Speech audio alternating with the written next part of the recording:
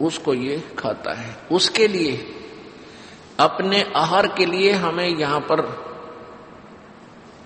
By force रोक रखा है।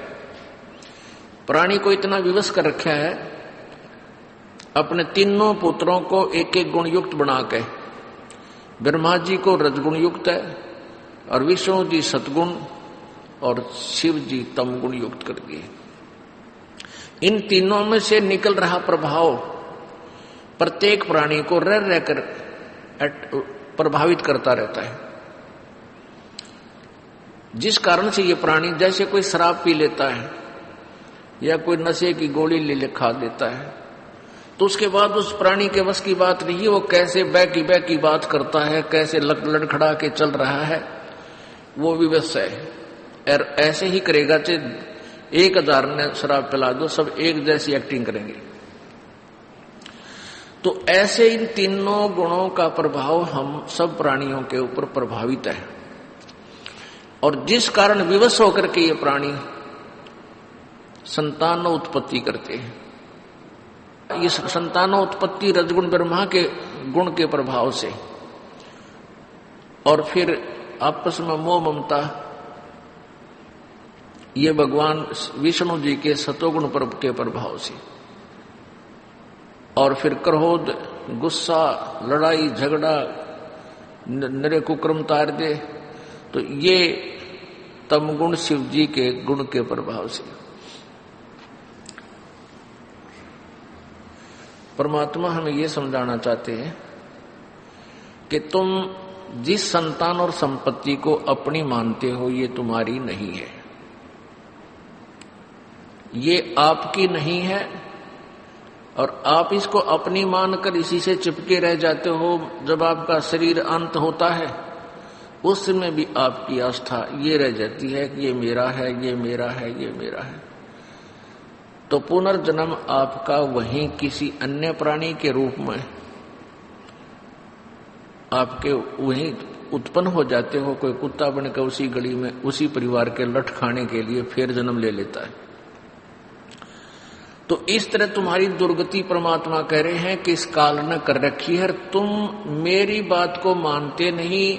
इन काल के दूतों को, नकली गुरुओं को, महर्षियों को, इनको तुम पूरा समर्थन दे रहे हो। इसका कारण अज्ञान है, और ज्ञान देने के लिए परमात्मा आते हैं, और उसके साथ साथ हमें ये प्रेरणा भी देते हैं कि तू किस वस्तु को अपनी मानकर आश्रित हुआ बैठा है। परमात्मा परमेश्वर कबीर देव जी आकर के हमें चेतावनी देते हैं कि जिस वस्तु को तू अपनी मानता है, वो माता पिता के अंदर ममता, पति पत्नी में ममता, संपत्ति में अपनापन, जिसके लिए जो है ना जाने हम क्या कर डालते हैं। ये काल का जाल है कि ये प्राणी का यही हृदय फंसा रहे। अंत समय में, मरते समय एक नियम है, जहां आशा तांबासा हुई।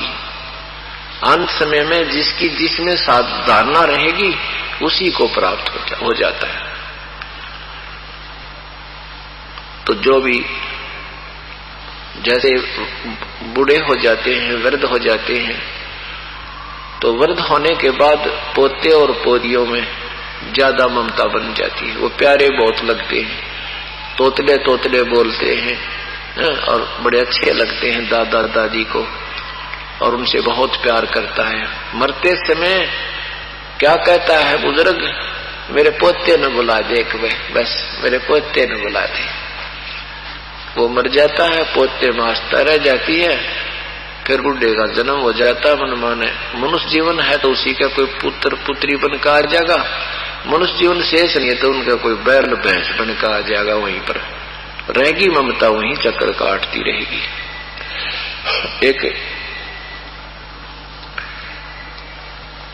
एक किसान था, और वो परमेश्वर कबीर देव का पूर्व जन्म का कोई साधक था।